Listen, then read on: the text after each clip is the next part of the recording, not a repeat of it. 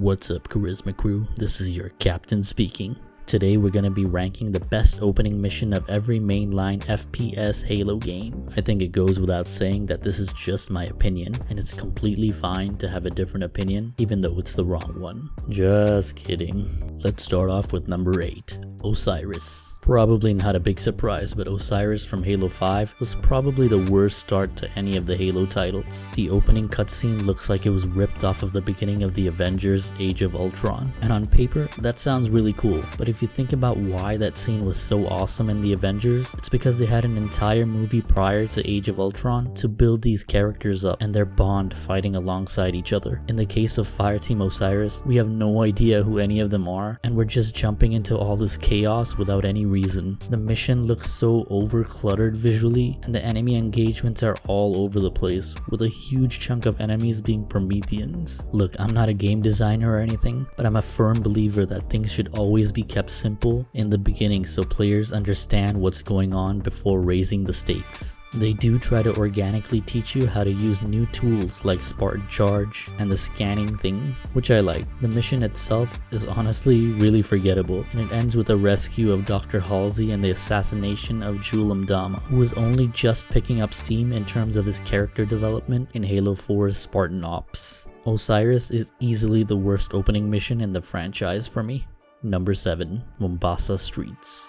I know some of you aren't going to be happy about this, but ODST is tricky because of its semi-open world format, and Mombasa Streets being the hub. We get a little bit of character background in its opening cutscene, with some cheesy lines that honestly don't feel like they've aged very well, but it gets the job done on laying the foundation of who these characters are. The drop itself is also very well done, with the callback to Halo 2. The gameplay, however, is the reason why I've placed Mombasa Streets here. I find the enemy engagements to be mediocre at best. It feels like a lot of empty spots everywhere, and I guess that's just the nature of the game, but it honestly feels a bit tedious to play after a few times. The mission does a good job of introducing certain elements of the game though, such as health packs, audio logs, and the tactical map. On its first playthrough, the mystique of dropping in and exploring Mombasa Streets is phenomenal, but the more I play it, the more it becomes clear to me that there are much better opening missions in Halo. Number 6, Winter Contingency. And by the ways, I'm technically merging the first quote-unquote mission, Noble Actual, together with Winter Contingency, because they're pretty much meant to be together. The intro cutscene showing the doomed end of Reach and Noble 6 meeting the rest of Noble Team was done really well. I also really liked how Noble Team moved together to find clues like distress beacons and speaking with the local farmers before the actual reveal of the Covenant. However, when the Covenant is revealed, it falls a bit flat in my opinion. And I feel like we could have had something much more impactful like we did in the cutscene towards the ending of the same mission. We'll get to that later though. The middle of the level also seems to drag on a bit too long with driving sections to multiple locations and on-foot combat areas. Once the Falcon picks up Noble Team and drops them to the relay station, the mission picks up in intensity. I really enjoyed defending the relay outpost while Cat tried to open the door. And the cutscene that follows with the elites ambushing Noble Team is amazing. I feel like this is how the Covenant should have been introduced. It would have made it even more impactful. Also, side note, the music that plays during this cutscene has to be one of the best tracks in Halo. The cutscene is followed by some fun indoor sections and ends with the cutscene really showcasing the different personalities of Noble Team, especially George and Emil.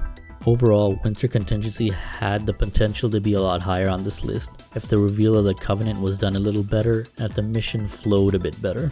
But that doesn't necessarily make it a bad mission. I mean, it's up against some pretty tough competition.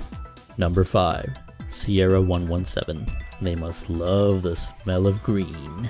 Once again, I'll be considering Arrival together with Sierra 117 from Halo 3. We start off with a cool cutscene of Chief crashing into the jungle with Cortana narrating over it, followed by another cutscene of Johnson and some Marines finding the Chief. The narrative does a great job of reminding players what's happened at the end of Halo 2 by showing an empty Cortana chip and also with Chief showing hostility towards the Arbiter until Johnson catches him up about being on the same side. I honestly have fond memories of this mission. I remember being mesmerized by the atmosphere of the green forest, and the upgrading graphics from Halo 2 to Halo 3 definitely had my jaw dropping. The narrative throughout the mission is intriguing enough to keep you on your toes, but in the grand scheme of everything, not much happens plot-wise. The gameplay is fun throughout the mission, but the engagements aren't super varied, except for the capture of Johnson and the rescue section that follows. This section is really entertaining, so I have to say it definitely ends strong. Overall, it's a fun mission, but I still believe there are stronger opening missions in the series. Number 4. Dawn. Wake up, Chief. I need you.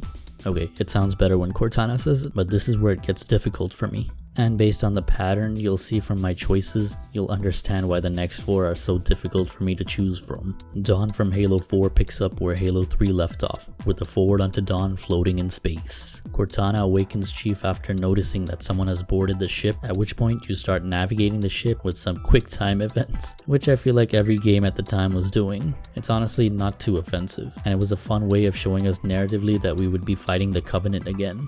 You fight your way through a couple of corridors around the ship with enemies which are engaging and fun until you make your way outside of the airlock. You'll see a floating BR as you come out of the airlock, which I always thought was really clever. The enemy engagements outside aren't exactly the best.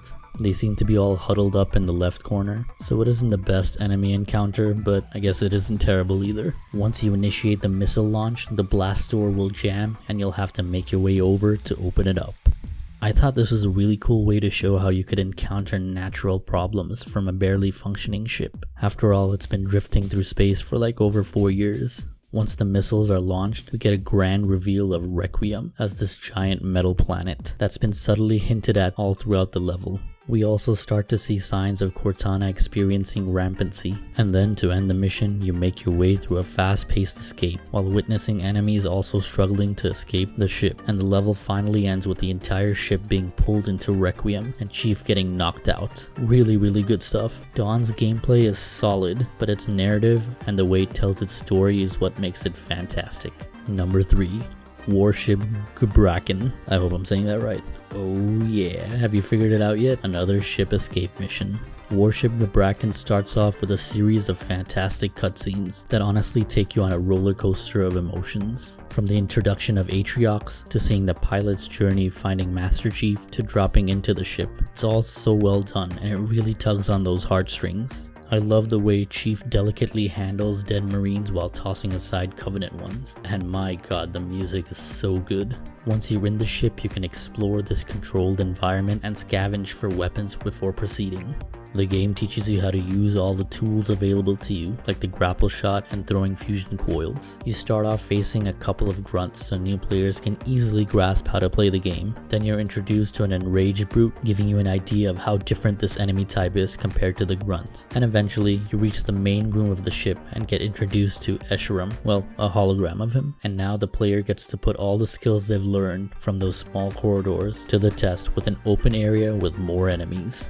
The mission ultimately ends with an insane escape sequence, a lot like the previously mentioned level Dawn, but on a much grander scale, and quite frankly, executed it way better than Dawn did. It's honestly one of my favorite sequences in the series. The debris falling all over the place, and using the grapple shot to maneuver out of the ship, it's so much fun. The last thing we see in the mission is a glance at the broken Zeta Halo, while floating out in space. Just a brilliant mission. Number 2.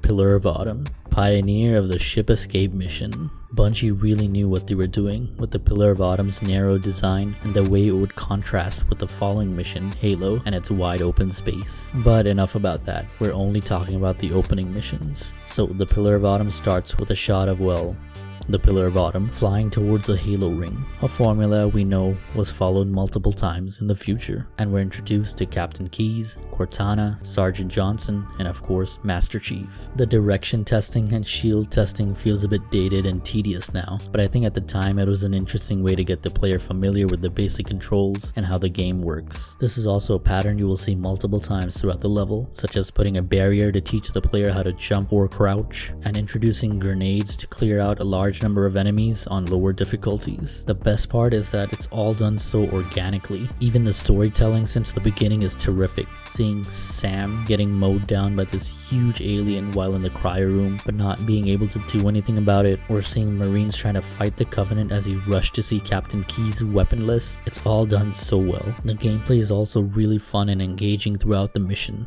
Although, side note, I never really liked the dark tunnel sections, but they aren't a major part of the level, so it doesn't bother me too much. The mission ends with a nail-biting cutscene that keeps you on the edge of your seat anticipating what's gonna happen next. Honestly, it's no surprise that so many future Halo games utilize the Pillar of Autumn's formula in their own respective games. It's built perfectly as the introduction mission, giving players a solid understanding of the fundamentals of the game in a controlled environment while providing a highly engaging narrative. Number 1. Cairo Station. A mission that does everything Pillar of Autumn does, but even better. The contrast in the celebration of Master Chief and the punishment of the Arbiter is so well done. Let's not forget how many iconic one-liners are also present in this mission, such as, "If they came to hear me beg, they will be disappointed." Or, "I need a weapon." Or, "To give the Covenant back their bomb." What if you miss? "I won't."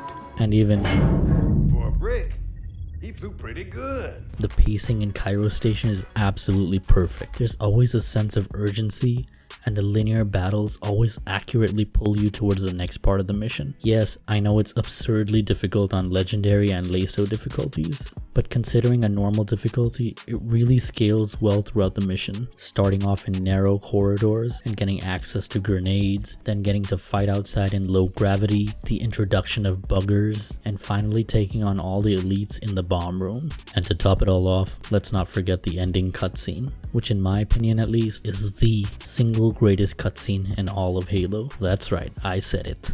And with that is my ranking for the best opening missions in Halo. How would you guys rank them? Let me know in the comments down below. If you enjoyed the video, Superman punch that like button and subscribe for more Halo content. I'll see you guys in the next one. Subscribe to Kaptain Karizzma.